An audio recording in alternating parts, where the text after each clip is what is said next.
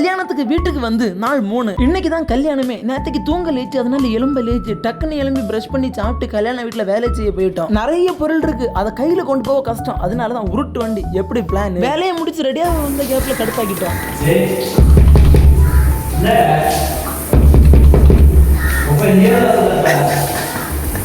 இதுக்கு மேல போட முடியாது ஃபுல்லா,